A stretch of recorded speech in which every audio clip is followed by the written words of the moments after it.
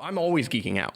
That's like my thing, right? I'm always like making it more. It's like I had this system working perfect, but I'm like, wait a second, we can clean it up. Now I need to get to the next level, right? And then it's like, oh, now wait a second, we could stream to 17 places at the same time. Okay, let's get to the next level there. And it feels like I feel really good personally about my geeking out at this moment. I feel like really like I'm in a good spot where I'm like geeking out on a lot of stuff. But how do you like? There's two things that happened for me that I'm interested in how both of you deal with, which is how do you not get overwhelmed in the geek out? Like, example, everything, I love YouTube. That's the thing I would love to do more, but I also want videos to work on Facebook. I also want them to work now on like LinkedIn, Pinterest, blah, blah, blah, blah, blah, blah, blah, blah, right? There's all these places that you can now natively upload. And even today we were filming your course, one of the things that I was doing was geeking out on how to make IGTV thumbnails, right? And I just made a template for us. And that process feels like so overwhelming. Like, is it not me or does the mountain just feel like it's getting higher and higher and higher and higher? And no matter how much I get good at these things, and I'm like really good compared to most, like at least the caliber of which I want to create is really high quality compared to what the average person is creating.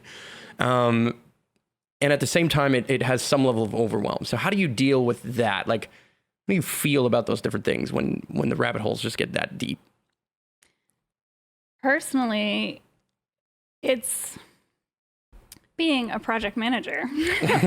It's just about the next, like, you don't want to look at the end goal all the time. And so it's just about lining it out in steps and prioritizing those and then focusing on that. And it's like, okay, I've got this down. This is great. And then I can take what I've learned there and apply it to the next one, or they're linked together somehow. And so it's just about focusing on, to use the cliche, it's about the journey, not the destination. And so but it's about focusing on that moment in your journey and not getting too far ahead of yourself, because then it is overwhelming. It's like, shit, I have to do this and I have to do that and allowing myself time to figure that out. Because I know when I'm learning something for the first time, it's really frustrating to me because it takes a long time and I don't want it to take a long time because I know it can be done faster.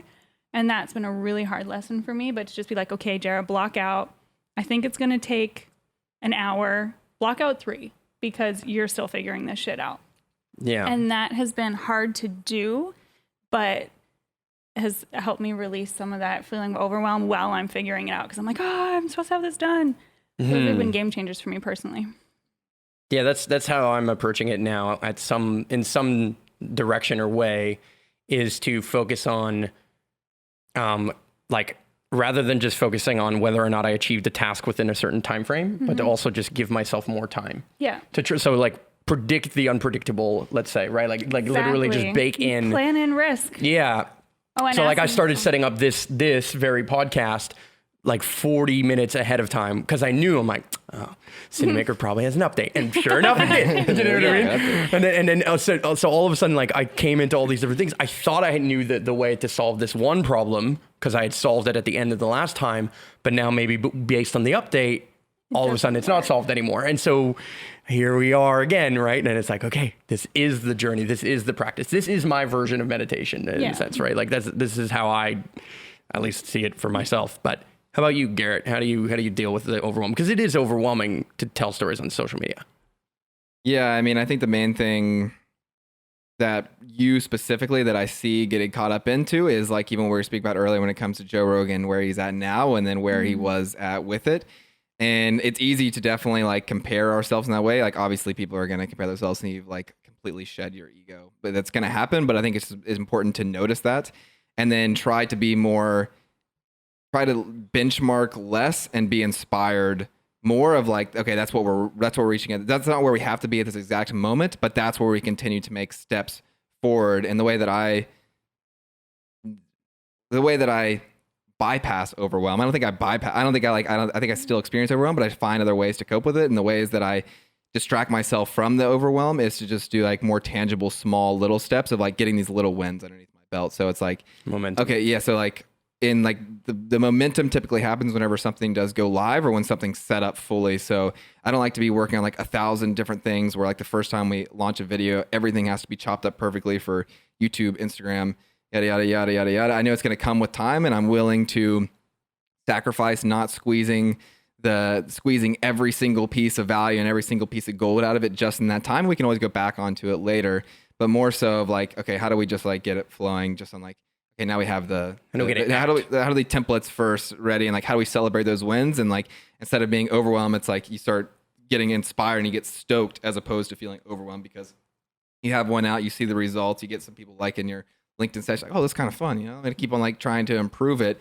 So it's more of like micro actions, distracting myself with micro actions, which my micro actions have to be live and implemented and just kind of like keep my head and working on something. Otherwise I'll feel overwhelmed if everything has to be done and launched at the same time. I'd rather just put one foot in front of the other.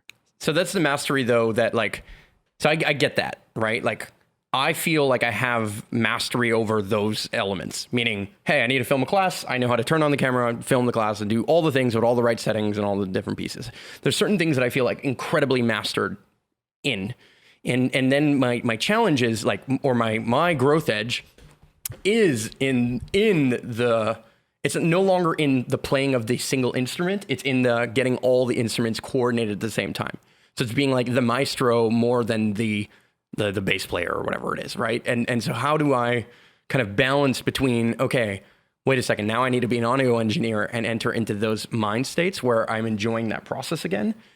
But as a maestro, it's super, that's where my growth edge still is. How do I pull it all together with all the different things? And then not necessarily to have to squeeze every drop out of the lemon, but more so that I really, it's like I don't know where the line is between me just not pushing hard enough and like just persevering essentially versus finding gratitude for the process, let's say. Well, I mean, even between the last 2 weeks. So last week you went live and you did it on all the channels, and that gave you guys a huge rush. Like even watching it, it was hilarious sitting kind of back here and just watching you guys get excited. And then afterwards, like pacing around and like, oh my God, we like went live on all these platforms and that was awesome. So you have that thrill, you have that excitement, and that's not gone now. It didn't work today, but yes. And then so this week you're like, no, we need to get the audio right. And so now we're doing it a different way, but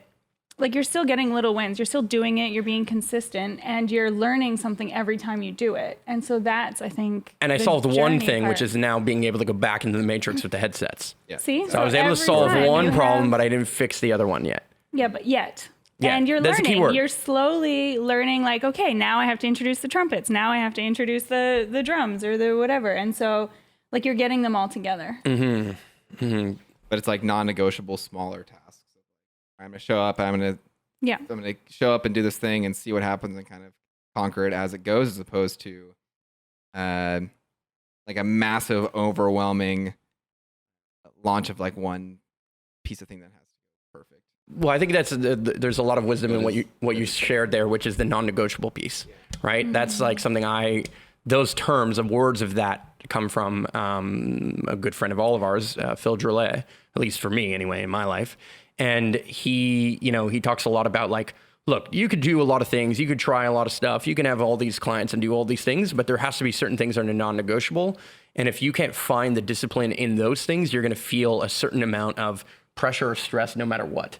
And in my life, I've been generally very disciplined, but that discipline comes as a gift and it also comes as a curse, because then what happens is the second I am not disciplined, I'm like really like It all goes out the window. yeah, it's just like yeah, and then it's like really like the thorn in my side is much bigger, or feels much bigger than maybe it is.